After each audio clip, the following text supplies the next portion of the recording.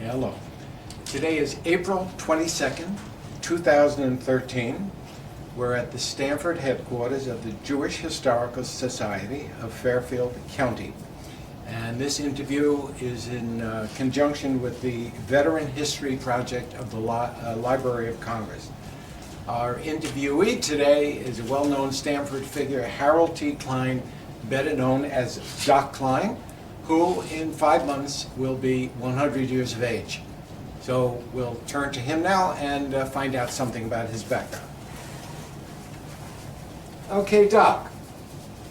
Of course, considering the what this interview is all about, we're going to focus a lot on your military career, but we want to learn something before that about you, where you grew up, how you came to Stanford, and so forth. So could you give us a little biography that way?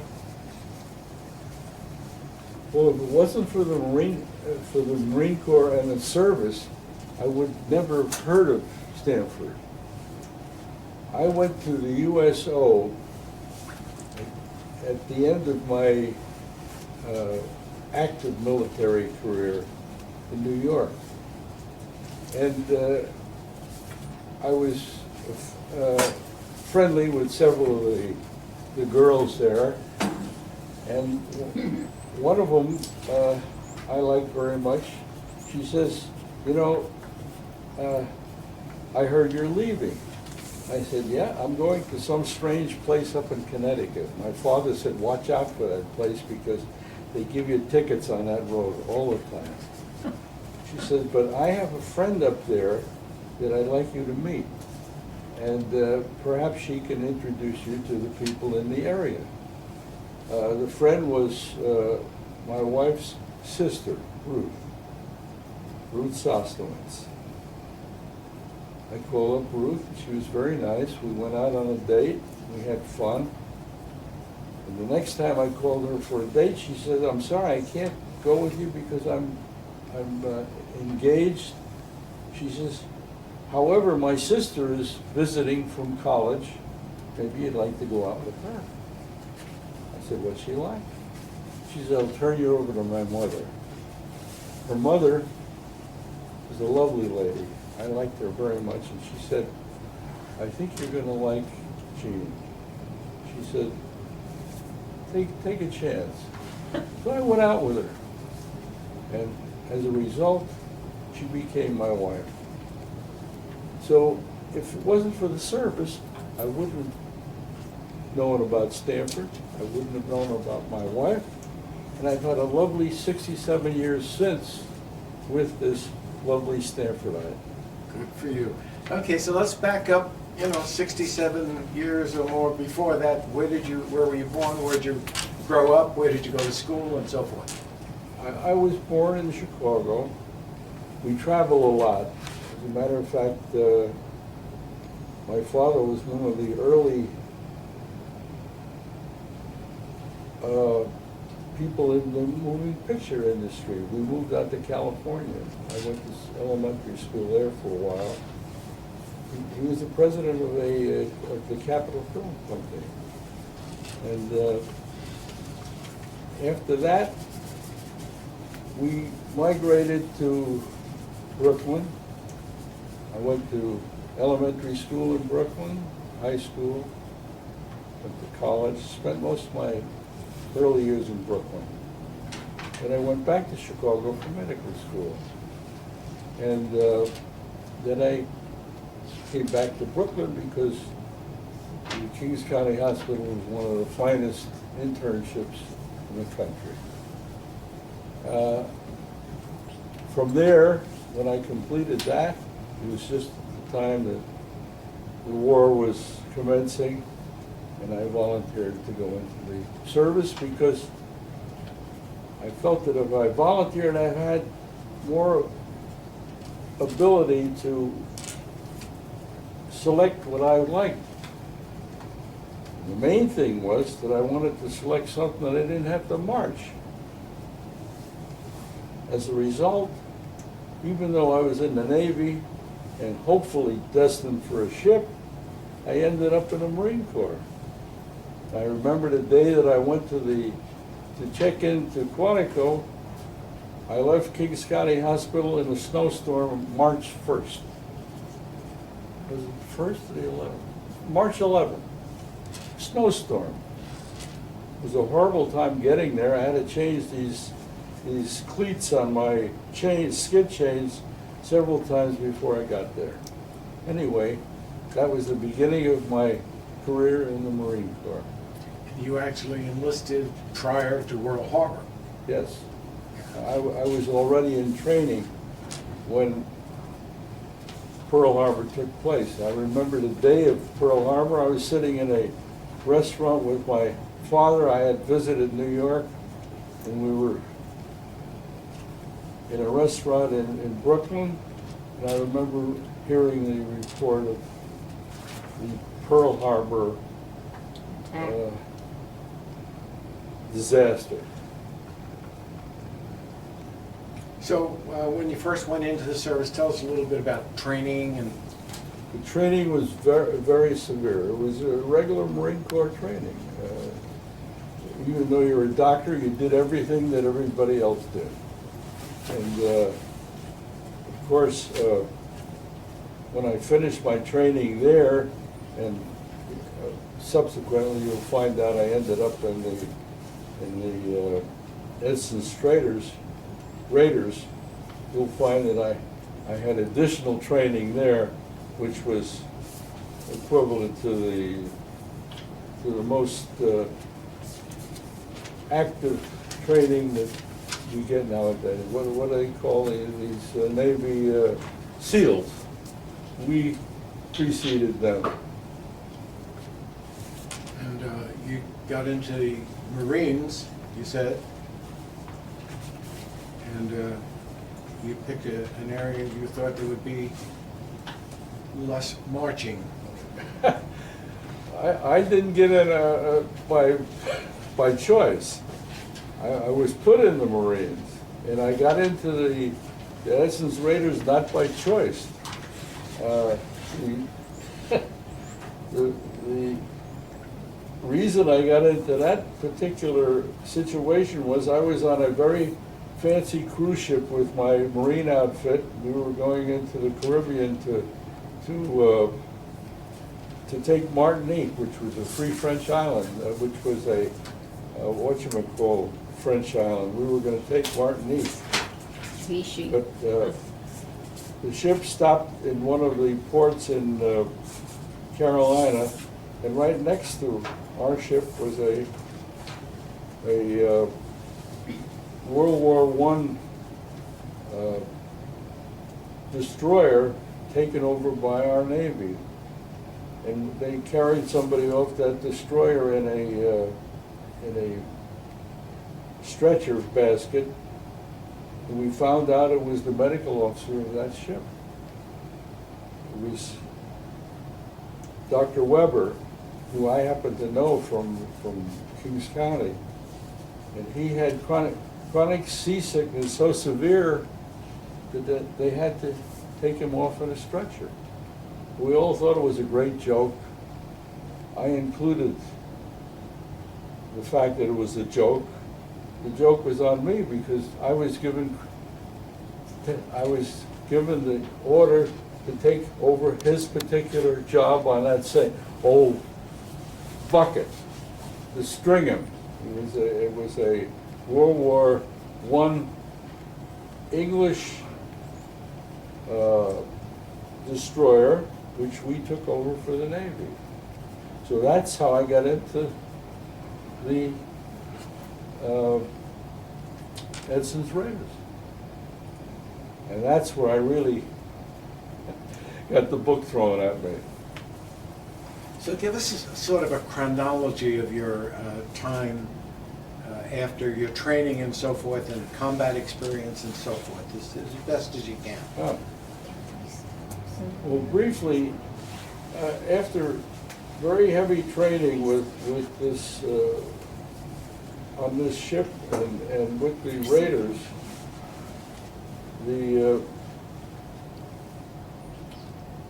the Raider group was destined for the Pacific, and I had severe injury to my leg, and they didn't want to take a disabled person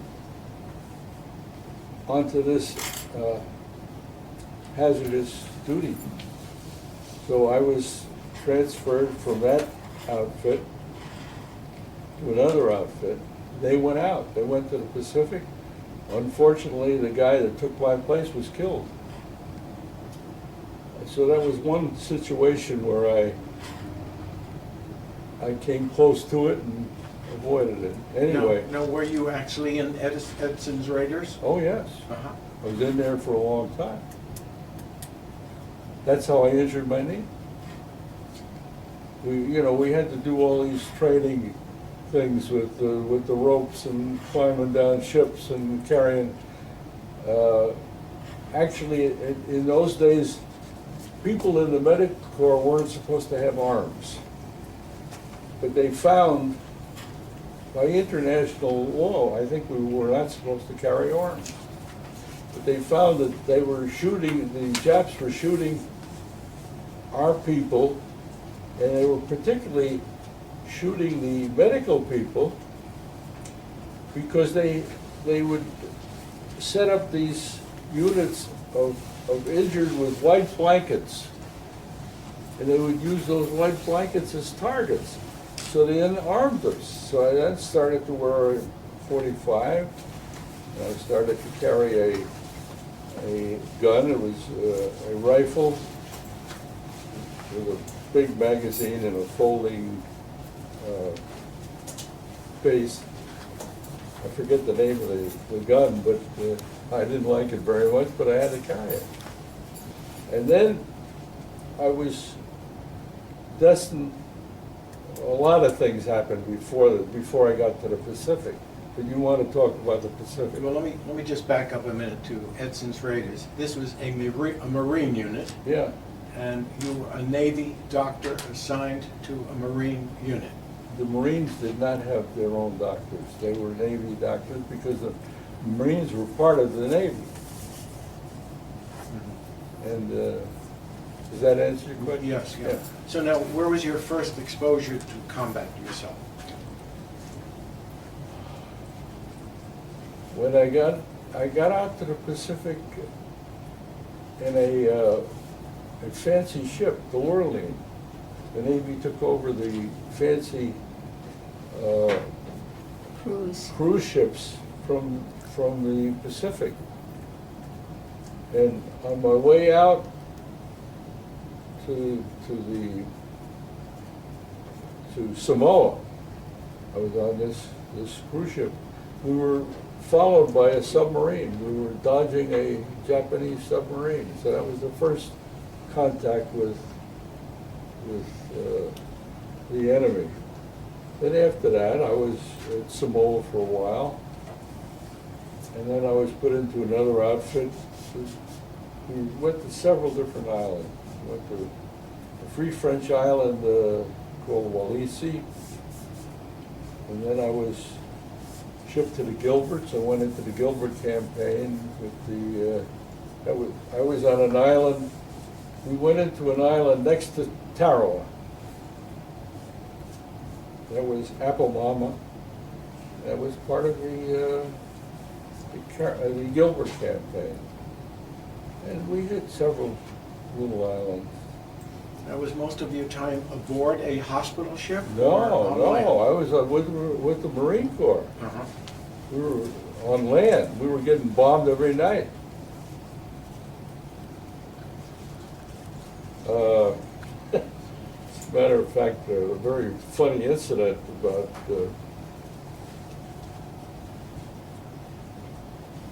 hostile fire. As an avid fisherman, I would go fishing very frequently in one of our boats to provide fish for the mess.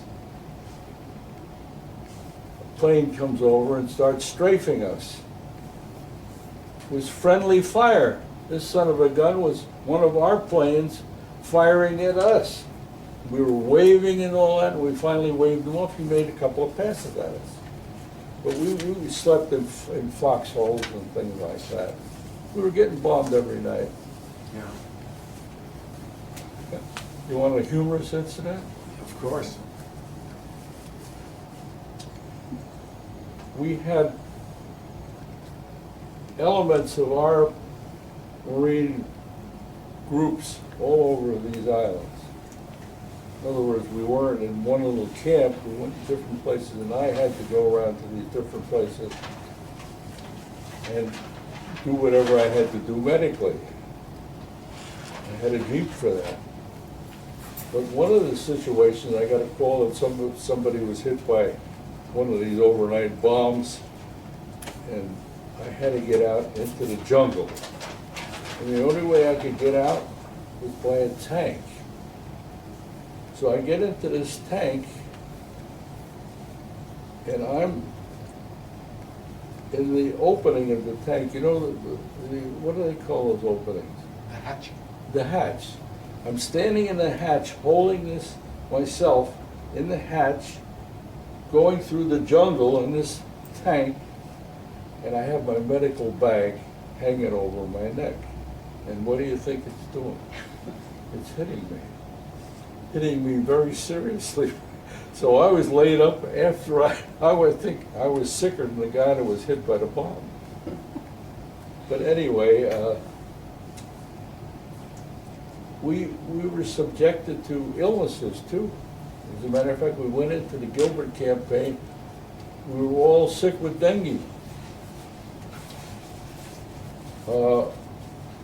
In the tropics, there are different parasites that are transmitted by diseases.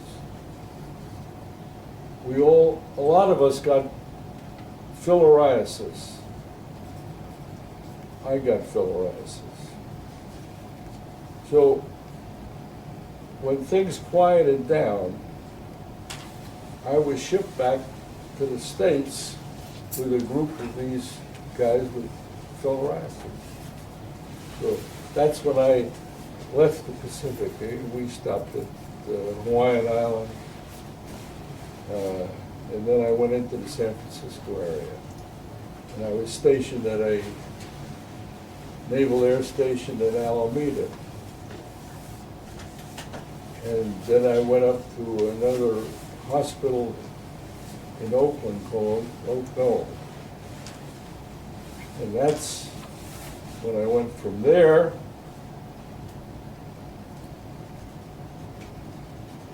to the New York area, Brooklyn Navy Yard. Because frequently they asked us where we wanted to go next. And I'd like to get back to Brooklyn. I missed my chicken soup, matzo balls. Haven't had that for a long time. Anyway, that's how I got back to the East Coast. And what's your connection, if any, with the USS Indianapolis? Oh.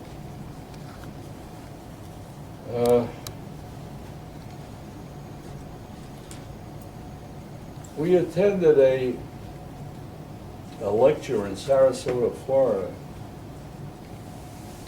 This guy was telling us about the Indianapolis that was sunk in the Pacific, had a horrible loss of life because they couldn't identify themselves on the radio silence. When they were sunk,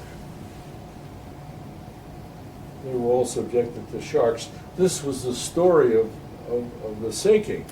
But the important thing was the Indianapolis is the one that carried the atomic bomb that what was the Enola Gay and Boxcar bombed Japan. They brought that to Tinian or someplace like that, and that's where they put this bomb on this plane and bombed Japan. And then on the way back, that's when they were sunk. So this guy's telling us this lecture, and at the end of the lecture, I went up and I told him we enjoyed the lecture and so forth. Sorry he had to participate in that Indianapolis thing, And I said, I'm a Navy man too. I said, I was on the Juno. He said, the Juno, he says, after the Indianapolis, when I survived that, they put me on a Juno. He says, as a matter of fact, you look familiar. He said, you sent me to the hospital. Can you imagine this small world? I mean, this guy is floating around the Pacific. He ends up on the same ship that I do, and I send him to the hospital, and he knows me. So were you in the Pacific at the time the Indianapolis went down? Or were you back in the States? Oh, no, I was in the Pacific. I was in the Pacific until the very end of things, yeah. Most of the time. As you look back, what was if you had to identify one stretch was the toughest? For you. The Gilbert campaign. And why was that? Well, you heard about Tarawa. Yeah. I went to Tarawa and visited, and here are these bodies laying all over the place.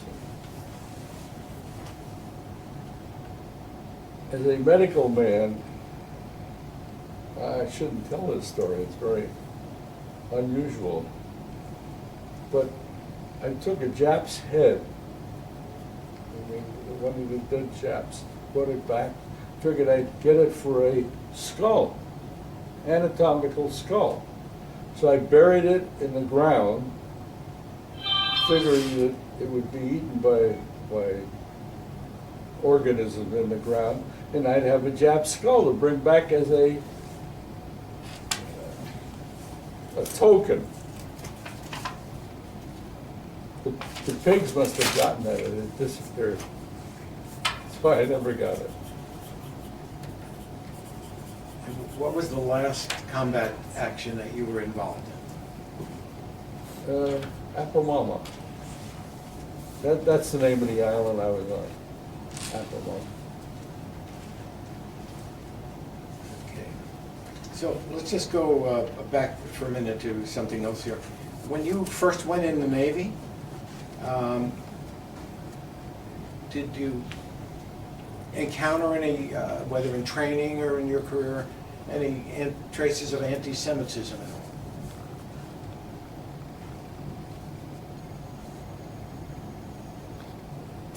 all? Not really.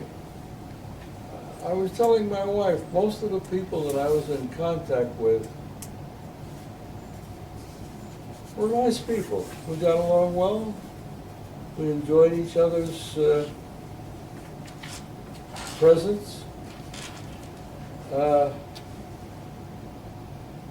You would expect that there might be a certain amount of that in the Marine Corps, because a lot of the people in the Marine Corps were Southerners.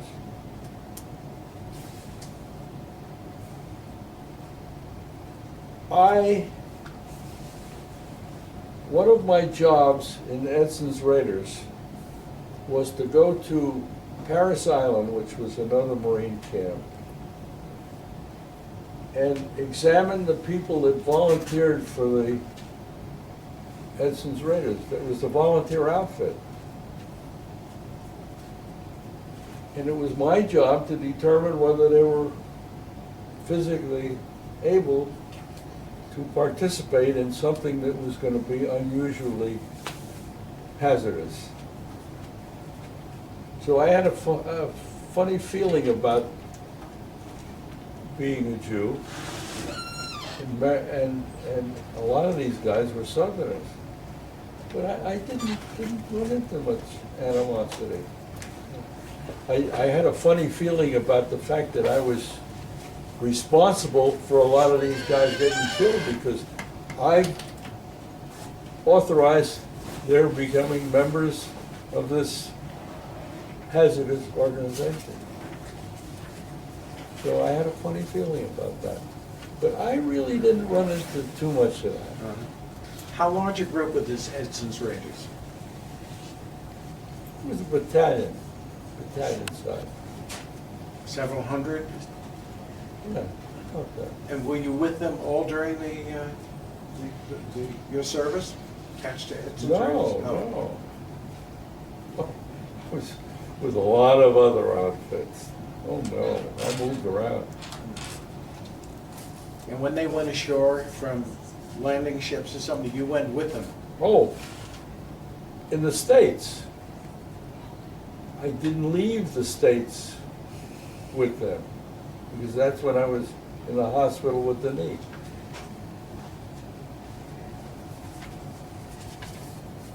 How did, when you look back with a lot of experience, a long time ago, how did it affect your life, your outlook, your time in the military? It during the affected war? in many ways, because when I was at Oak Knoll Hospital in San Francisco, I ran into my professor of plastic surgery from the University of Illinois. And we operated a lot together, and he wanted me to join his outfit. I would have been a plastic surgeon. We got along well, and I said, no, you know, I've spent a lot of time in the service already, I want to get out and make some money. So I didn't join him. I would have been a plastic surgeon. So that influenced my life. Talk about being influenced. You want a crazy incident that took place that would have influenced my life? Two things. One thing I've got to tell you about court-martial, and the other thing was when we were attempting to get into Samoa when I was on the ship, a big tiger shark was swimming alongside the ship. And I got a rifle, and I was going to shoot this shark. And as I was just about to pull the trigger, some guy on the deck below us stuck his head out. If I pulled that trigger, I'd be in jail, I'd be lost for my whole life. That's one incident. Now, what was the other one I told you to remember? Court-martial. What was it? Court-martial. Oh, the court-martial. Yes. I was the medical officer on this Juno. That's a anti-aircraft cruiser. This is in the Atlantic. This is after I was married. A guy had a ruptured stomach. I told the captain, this is a critical man who needs surgery immediately. I'm the only guy on this ship that's a doctor. He said, "We'll operate on him, Doc." He says, "Can you operate on him?" I said, "I can, but I won't." He said, "Why not?" I said, "Because this man needs blood, he needs an anesthesiologist besides a doctor, he needs a doctor with assistance, he needs big medical care." I said, "The war is over, we're not too far from Puerto Rico, we can put him in there, and he can get what he needs, but I won't operate on him." He says, "You realize that I'm telling you to operate on him, and I'll have to court-martial you for disobeying my orders." I said, "Well, you'll have to do that because it's either my life or his." He took him into Puerto Rico. He barely survived. I never heard any more about the court-martial. Now, I see you were, when you were younger, you were an Eagle Scout at a very early age? I made it at 13. It was one of the youngest Eagle Scouts. I found that my training in scouting was very helpful in the South Pacific. I was one of the people who was very comfortable with our surroundings from my past scouting experience. You stayed in the Army in the Navy for a couple of years after the war ended. Right. Why is that? Well, I had converted to a regular commission. I was USN, at that time I was lieutenant commander, and I was thinking of possibly continuing as a career. I was enjoying it. My wife didn't like it. That's why I made commander, and I could have gone along, and I would have gotten to the point at that time with my advanced rank of doing administrative work. So that was one thing I wasn't too sure I enjoyed. And she didn't like traveling around to the different ports where the ship would go. So I resigned. During this period of time, where was your wife living when you were at sea? She's following me. Well, when you were, Wherever we go to a different port, she'd come and meet me.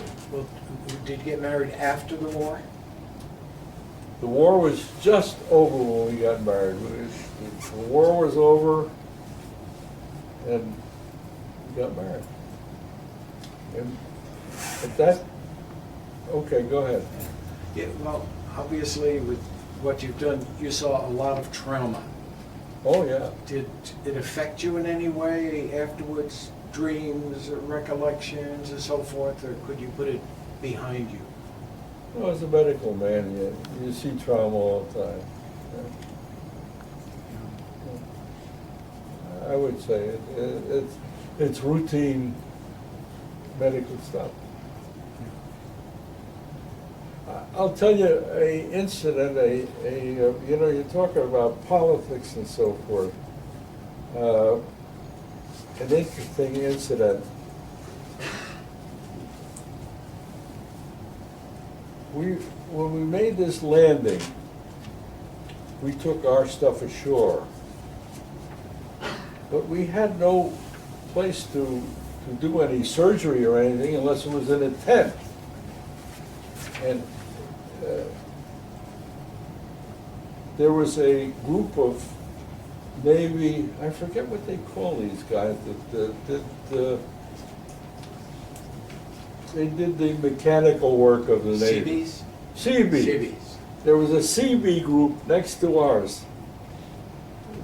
These guys, they had poor military training, but they were great guys to have around. As a matter of fact, every time, I told you there was a bomber that came over us every night and dropped bombs on us, they'd go out with their rifles and shoot. I think they'd get this guy. Anyway, I made a deal with them. I said, if you set up a Quonset hut for me, I'll give you some whiskey. I figured, hey, this is great. So they built me a Quonset hut that I could use as an operating room. It was fabulous. I gave them a couple of little boxes of whiskey because that's all we had. You know, we had these little bottles of whiskey was supposed to be for medicinal purposes. So I got a Quonset hut as big as this whole thing here for a couple of little boxes of whiskey. So that was a good deal. Well, we're recording this, you know, for the Library of Congress, and 100, 200 years from now, somebody may be reviewing this and reading your story, listening and reading it. Anything I didn't ask you that you would like to record here for posterity? Whether it be an incident or philosophically or so forth.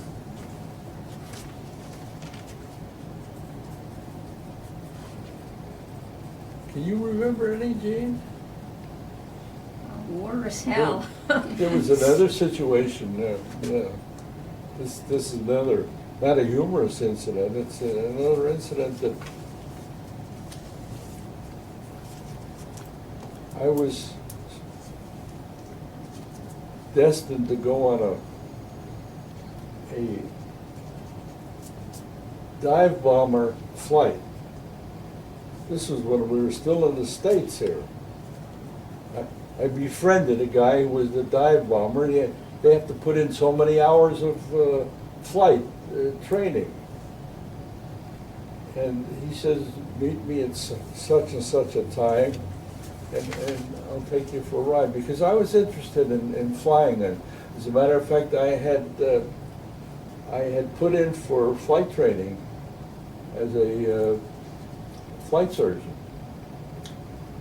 And I was accepted.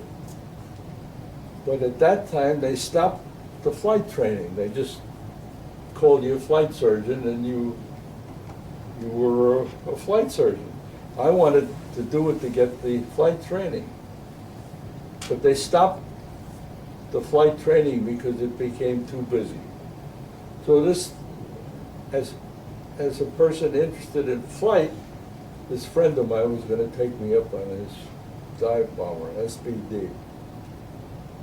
I couldn't go, somebody got injured, I had to go to the sick bay and take care of him. He went up and he crashed. So that was another situation where I would have. Luck was on your side. Yeah, right. Yes. And I was lucky enough to find my wife. Okay. So, And are you going to play golf this year? I know you did last year because I played with you. yes, I'm going to play. As a matter of fact, I got the clubs in the car now. When I leave here, we're going up and hit some balls. Okay. It's been a pleasure talking to you, and I think you're a real asset to the community and to Thank you. this country, and so thank you for coming in. I'm glad I could help.